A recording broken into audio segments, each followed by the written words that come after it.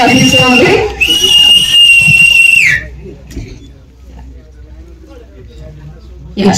Schedule master గారిని కూర్చోవాల్సిందిగా కోరుతున్నామండి.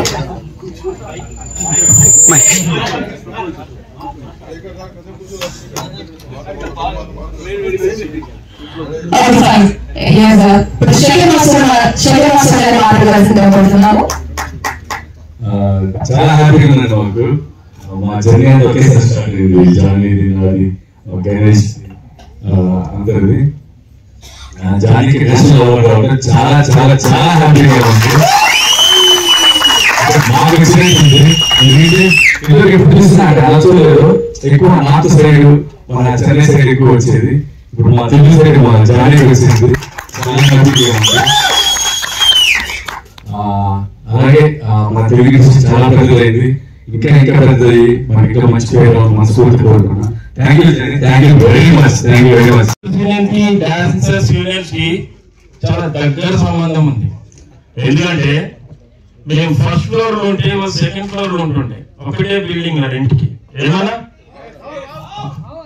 ఉన్నారా పాటలు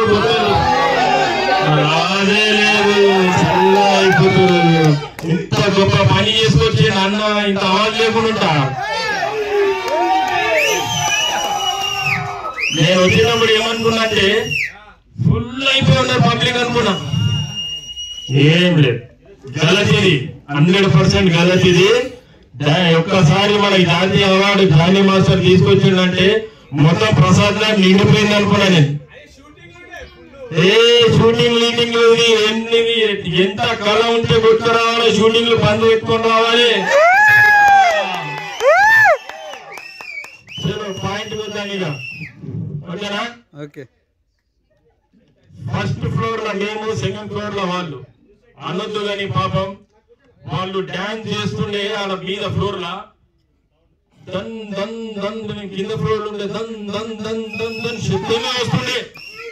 పొద్దుగాల సాయంత్రం ప్రాక్టీస్, వాళ్ళ ప్రాక్టీస్ మీదనే ప్రాక్టీస్ చేస్తుండే. మేము కింద కూర్చొని ఉంటుండే. ఏమరా ఇది ఊసిపోతుంది అయిందని చూస్తుంటుంది. అయినా కూడా ఆ చిప్పలు ఊసిపడుతుండే. అర్థమవుతుందా?